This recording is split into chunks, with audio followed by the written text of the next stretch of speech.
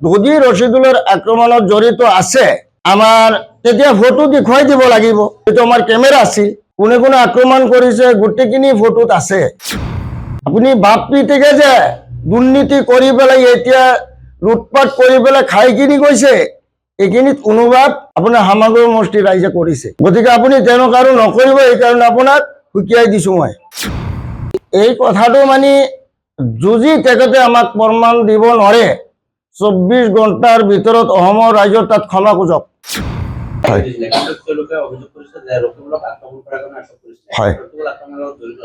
নাই নাই নাই, এইটো মিছা কথা। যদি ৰচিদুলৰ আক্ৰমণত জড়িত আছে আমাৰ তেতিয়া ফটো দেখুৱাই দিব লাগিব। এইটো আমাৰ কেমেৰা আছিল, কোনে কোনে আক্ৰমণ কৰিছে গোটেইখিনি ফটোত আছে। ফটো দেখিলে পোৱা যায় ক'ত কিবা হলে ৰচিদুল, ক'ত কিবা হলে ৰচিদুল।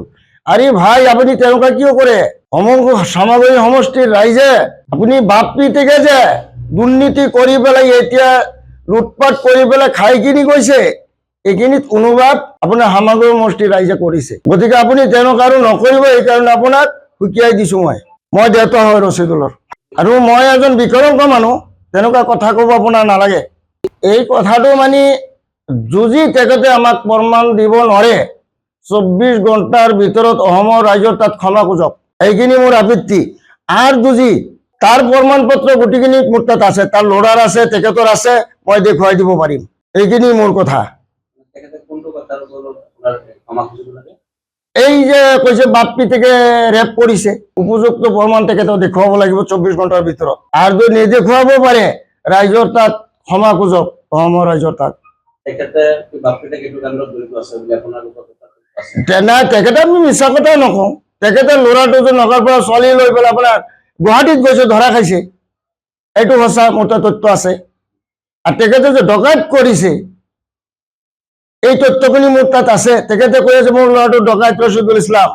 ৰচিদুল ইছলামৰ লাইফত এটা ডকাইতি কেছ দেখুৱাই দিয়ক যদি তেখেতৰ সৎ সাহস আছে, তাৰ লাইফৰ ভিতৰত। আৰ তেখেতৰ আছে, তেখেতে ডকাইতি কৰিছে, মোৰ হাতত তথ্য আছে। তেখেতৰ ল'ৰাটো যে ছোৱালী লৈ পেলাই ধৰা খাইছে, মোৰ হাতত তথ্য আছে। দৰকাৰ পৰিলে মই দেখুৱাই দিব পাৰিম। গতিকে আমাৰ ধুবুৰী সাংসদ ৰকিবুল হুছেইন ডাঙৰীয়া ৰাজনীতি কেছত ইমানখিনি নিচত যাব নালাগিছিল, সেইকাৰণে আমি প্ৰতিক্ৰিয়া ব্যক্ত কৰি আছো। আজি কালি যেই কথাটো কৈছে যে বাপ পিতেকে এটা ছোৱালীক ৰেপ কৰিছে, যিকোনো জাতিৰ কাৰণে লজ্জাজনক কথা। গতিকে এই চৰিত্ৰটো তেখেতৰ বাপ পিতেকৰ আছে, মোৰ হাতত তথ্য আছে গোটেইখিনি।